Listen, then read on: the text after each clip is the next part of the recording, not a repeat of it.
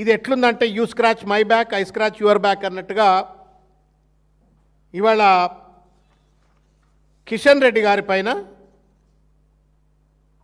రేవంత్ రెడ్డి గారు ఇష్టం వచ్చినట్టు మాట్లాడుతున్నారు. సరే, వాళ్ళు ఈయన ఒక రాజకీయ పార్టీ నాయకుడు, ఆయన ఒక రాజకీయ పార్టీ నాయకుడు అంటే అనుకోవచ్చు, we have no problem. But ప్రశ్న ఏందయ్యా అంటే, కిషన్ రెడ్డి గారు ఫేజ్ 2 ప్రాజెక్టుకు సంబంధించిన ప్రపోజల్ను ఈయన రేవంత్ రెడ్డి ఢిల్లీకి పంపితే దాన్ని శాంక్షన్ కానియకుండా, అప్రూవల్స్ రానియకుండా అడ్డుకుంటున్నాడు అని చెప్పని కిషన్ రెడ్డి గారిని అన్నాడు. ఒకవేళ అది నిజమే అయినట్టయితే మరి మీరేం గడ్డి వీక్తున్నారు సార్?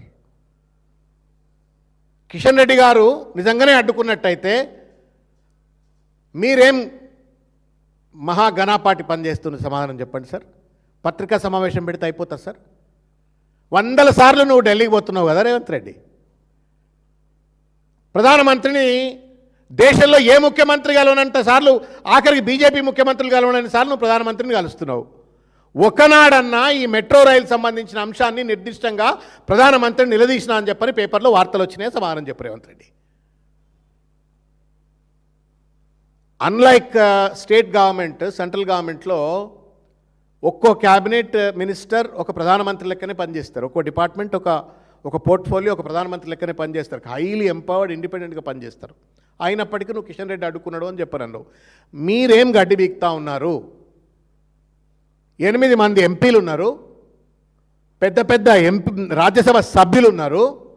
ఇంతమంది ఉండి పార్లమెంట్లో ఒక్కనాడైనా నా మెట్రో ప్రాజెక్టు, హైదరాబాద్ ప్రజల భవిష్యత్తును, హైదరాబాద్ యొక్క అభివృద్ధిని నిర్దేశించేటువంటి ఒక మెట్రో రైల్ ప్రాజెక్టు మీద ఒక్కనాడైనా పార్లమెంట్లో ప్రశ్నించిండ్రా రేవంత్ రెడ్డి? మీరు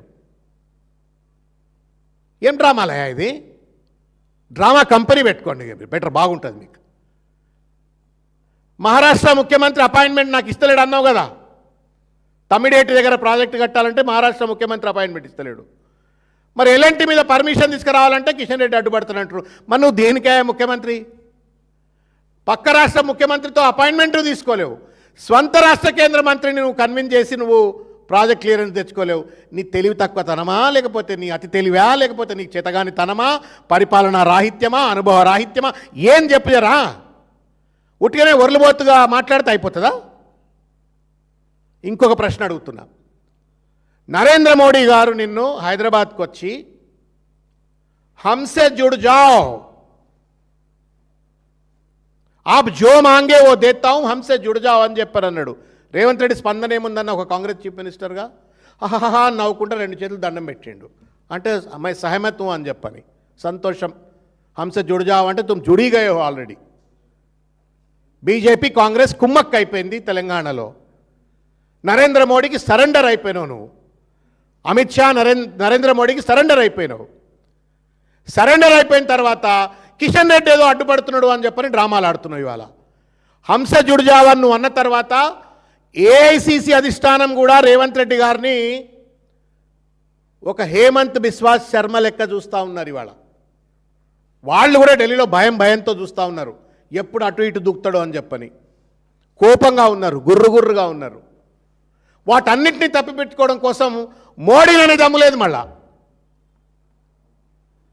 వాటి నుండి కప్పిపుచ్చుకోవడం కోసం మోడీని అడట, కిషన్ రెడ్డిని మాత్రం అడ్డుకుంటున్నాడు అని చెప్పని మాట్లాడితే ఇంతకంటే ఏమైనా నవ్వాలనా, ఏడవాలనా? ఈ తెలివి కల్లా ఆయన ఏం మాటలు మాట్లాడుతూ ఉన్నాడు. చేతనైతే రేవంత్ రెడ్డి గారు మీరు మీ బడేబాయి ఇంటి ముందుకు పోయి కూర్చొని ధర్నా చెయ్యి. నీ 8 మంది ఎంపీలకు ఆదేశాలు ఇచ్చి పార్లమెంట్లో రచ్చ చేయమని చెప్పు. నీకున్నటువంటి ఒక 3-4 రాజ్యసభ సభ్యులు ఉన్నారు. ఆ 3-4 రాజ్యసభ సభ్యులను రాజ్యసభలో పోరాటం చేయమని చెప్పు. మీకు ఎవ్వరికి చేత కాకపోతే రేణుకా చౌదరి గారికి చెప్పు, ఆమె కొట్లాడుతుంది. ఆమెకేం వెనక ముందు ఏమి ఉండదు, గట్టిగా పోయి కొట్లాడుతుంది. కరెక్టే కదన్న? ఆమెకి ఫైల్ ఇచ్చేరి మెట్రో రైలు సాధించుకురమ్మంటే మోడీ దగ్గర పోతుందా, ఆడబోతుందా, పార్లమెంట్లో రచ్చ చేస్తుంది, కొట్లాడుకొస్తుంది. ఆమెక నీరు ఫైల్.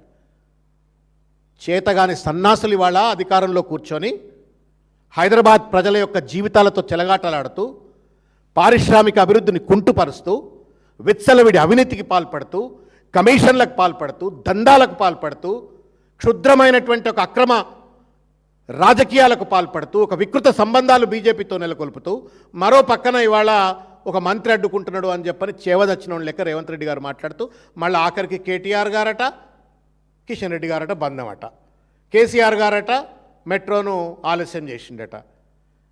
ఏం మాట్లాడారు? రోజు భజనే నాన్నవే, నాకు అర్థం కాదు.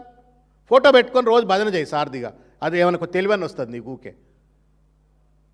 పొద్దున్న లేస్తే కేసీఆర్ గారు బట్టం కలిసి మీద వేసుకుంటా 2.5 ఏండ్లు అయింది. మరి నువ్వేం చేస్తావు? నువ్వు సమాధానం చెప్పమంటే సమాధానం చెప్పకుండా ఇవాళ ఓటుకు నోటు కేసు నుండి తప్పించుకోవడం కోసం, నరేంద్ర మోడీని ప్రసన్నం చేసుకోవడం కోసం, తెలంగాణ ఆత్మగౌరవాన్ని తాకట్టు పెడుతూ, తెలంగాణ ప్రజల యొక్క అభివృద్ధిని వాళ్ళ తాకట్టు పెడుతూ, ఇవాళ మెట్రో రైల్ ప్రాజెక్టును కూడా తాకట్టు పెట్టి ఇవాళ కుంటి సాకులు ఎదుర్కొంటున్నాడు రేవంత్ రెడ్డి.